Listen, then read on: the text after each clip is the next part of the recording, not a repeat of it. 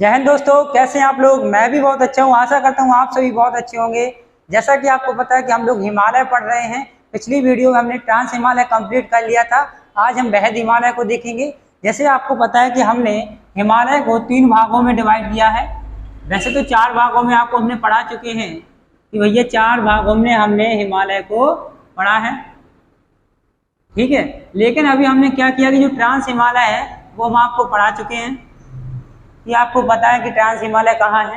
Trans Himalaya आपका यहाँ पर था, जिसे हमने कितनी 4 पर्वत श्रेणियों में डिवाइड किया था।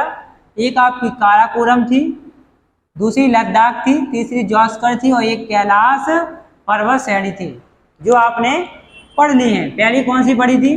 पहली आपने यहाँ पर हमसे पढ़ी थी, कौन सी? काराकोरम पर्वत श्रेणी। बिल्कुल आपको याद होगा, क्योंकि हमें पता है आपने पढ़ा है तो आपको याद ही होगा। काराकोरम के बाद फिर आपने कौन सी पढ़ी थी?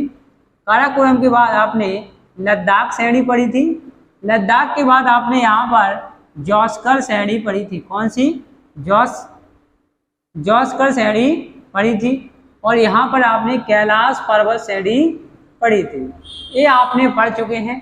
जी आपका पुराना रिवीजन है। इसमें हमने और भी डिटेल पढ़ाई है, जो आप पिछली वीडियो में देख लेना, जो आपने अगर नहीं पढ़ी है तो।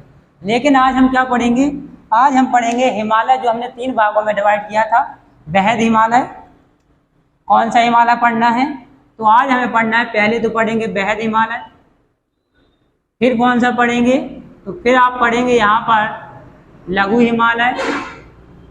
लघु हिमालय के बाद पढ़ेंगे आप शिवालिक हिमालय। कौन सा हिमालय पढ़ेंगे? शिवालिक हिमालय पढ़ेंगे। तो सबसे पहले हम बात करते हैं बेहद हिमालय कि भैया हमारे जो बेहद हिमालय है जी, फैला कहाँ से कहाँ तक है। तो यहाँ पर आपको एक पर्वत देखने को मिलेगा। क्या देखने को मिलेगा? एक पर्वत देखने को यहाँ मिलेगा। अब मिलेगा तो भैया कौन सा मिलेगा?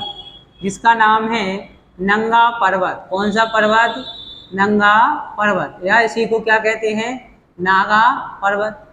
नंगा पर्वत या नागा पर्वत जो आपका कहाँ पर है? तो आपको पता है सर, लद्दाख में स्थित है। कहाँ पर? लद्दाख में। तो आपका जो बेहद हिमालय है, नंगा पर्वत से ले जाकर यहाँ पर तिब्बत में एक है, जिसका नाम है नामचा बरवा पर्वत। कौन सा पर्वत है? नामचा बरवा पर्वत तक फैला हुआ है। तो ये आपको याद करना है, नामचा बरवा पर्वत, ठीक है। इसकी जरूरत नहीं पड़ेगी, तो इसको हम यहाँ साफ कर देंगे। पहला क्वेश्चन बनेगा कि बेहद हिमालय कहाँ से कहाँ तक फैला हुआ है? तो नंगा या नागा पर्वत से नामचा बरवा पर्वत तक फैला हुआ है। पहला क्वेश्चन डाउट क्लियर हुआ। दूसरा क्वेश्चन आते हैं कि यहाँ पर जब हम सिक्किम में आते हैं तो यहाँ एक पर्वत देखने को मिलता है। उस पर्वत का नाम क्या है? कई बार पूछा गया है भैया ये पर्वत कहाँ स्थित है। तो आप बोल देंगे कि सर ये सिक्किम में स्थित है, लेकिन इसका नाम क्या है? कंचनजंगा पर्वत। क्वेश्चन कई बार पूछा गया है, कंचनजंगा पर्वत कहाँ है? तो आप बोल देंगे कि भैया सिक्किम में स्थित है। कहाँ स्थित है? सिक्किम में स्थित है। जी आपका नामचा पर्वत कहाँ पर है? तिब्बत में स्थित है, ठीक है। इसके बाद जब हम कंचनजंगा से आगे आते हैं तो यहाँ सिक्किम से आपको कौन सा देश मिलेगा? तो हम कई बार आपको पढ़ा चुके हैं, जब हमने सामान्य परिचय पढ़ा था कि यहाँ पर एक नेपाल देश है। कौन सा देश है? नेपाल देश है। तो कंचनजंगा के बाद एक पर्वत आपको यहाँ देखने को मिलेगा। तो इस पर्वत का नाम क्या है? तो आप बोलेंगे कि सर इस पर्वत का नाम है मकालू। कौन सा है? मकालू पर्वत। क्वेश्चन कई बार पूछा गया कि मकालू पर्वत कहाँ पर है?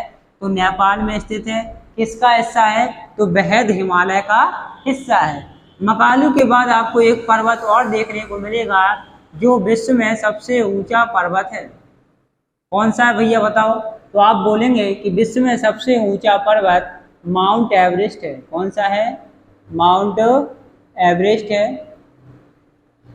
कौन सा है? माउंट एवरेस्ट है। कहाँ स्थित है? देखो साफ साफ दिखाई दे रहा है कि नेपाल में स्थित है। कहाँ पर स्थित है? नेपाल में स्थित है। अब जो माउंट एवरेस्ट है, इसके भी 2 नाम हैं, जो हम आपको बाद में बताएंगे। अब हम माउंट एवरेस्ट के बाद आते हैं तो एक पर्वत यहाँ फिर देखने को मिलता है। उस पर्वत का नाम क्या है? क्योंकि नेपाल में हमें 4 से 5 पर्वत पढ़ना है। यहाँ पर कौन सा मिलेगा? मनसालू पर्वत मिलेगा। कौन सा पर्वत मिलेगा? मनसालू पर्वत हो गया। जब मनसालू हो गया, देखो पहले नामचा पर्वत पढ़ा, कहाँ पर? तिब्बत में।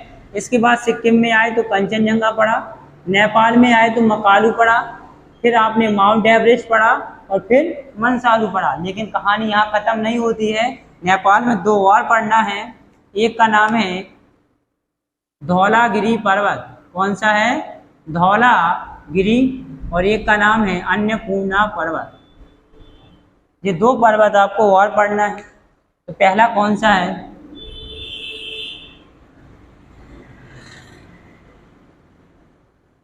तो एक तो आपका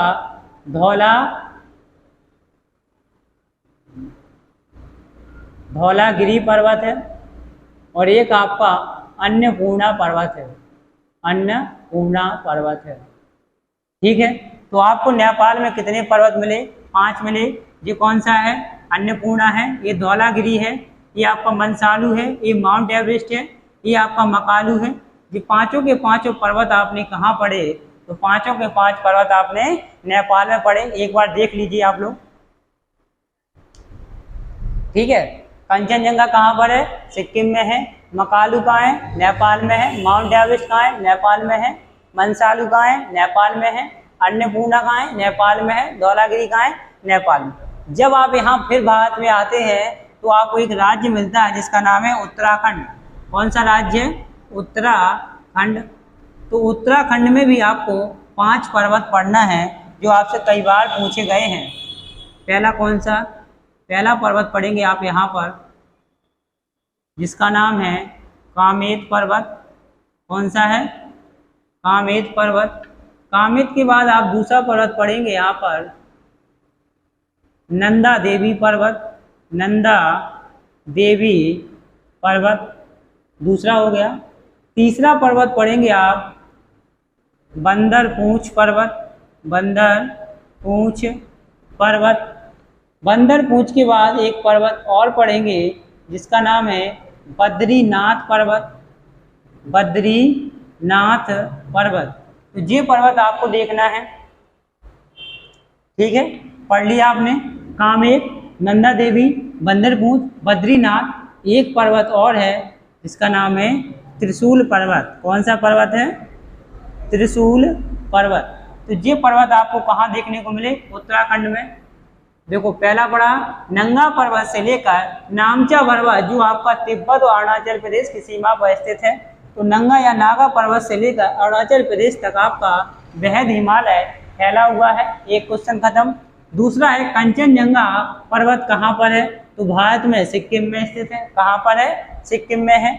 मकालू पर्वत कहाँ पर है? तो ये आपका नेपाल में। कहाँ है? नेपाल में है। माउंट एवरेस्ट कहाँ पर है? तो माउंट एवरेस्ट भी नेपाल में है। फिर कौन सा है? मनसालू है जो कहाँ पर है? नेपाल में है। फिर अन्नपूर्णा पर्वत है, वो भी कहाँ मिलेगा? नेपाल में मिलेगा। और फिर कौन सा है? धौलागिरी पर्वत जो भी आपको नेपाल में देखने को मिलता है। फिर इसके बाद जैसे ही हम उत्तराखंड में पूछते हैं तो उत्तराखंड में पहला मिला कामेत। कौन सा मिला? कामेत। रिपीट करो बार बार, जितनी बार रिपीट करेंगे उतना अच्छा आपको याद हो जाएगा। पहला कामेत। फिर बोलेंगे नंदा देवी। कौन सा? कामेत, नंदा देवी। फिर कौन सा है? तो फिर आपका बंदरपूंछ है। कौन सा है? बंदरपूंछ। बंदरपूंछ के बाद बद्रीनाथ और बद्रीनाथ के बाद त्रिशूल पर्वत। ये पांचों के 5 कहाँ मिले? उत्तराखंड में। यहाँ हमने वैध हिमालय की प्रमुख पर्वत चोटियाँ पढ़ ली हैं। इतनी ही आपसे पर्वत चोटियाँ पूछी जाती हैं। ये हो गया। लेकिन यहाँ पर आपसे 3 क्वेश्चन बनते हैं जो आपसे पूछे जाएंगे। कैसे बनेंगे? 1 मिनट, थोड़ा क्लीन करना पड़ेगा। जैसे कि अगर हम आपसे पूछें, तीनों क्वेश्चन आपको बिल्कुल सेम लगेंगे। कैसे? पहला क्वेश्चन रहेगा आपका भारत का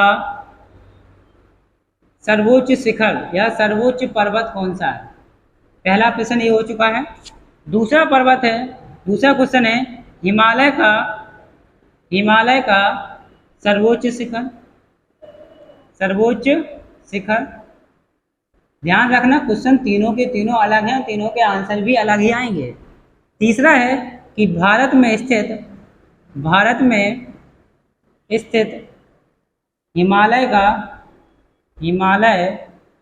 का सर्वोच्च शिखर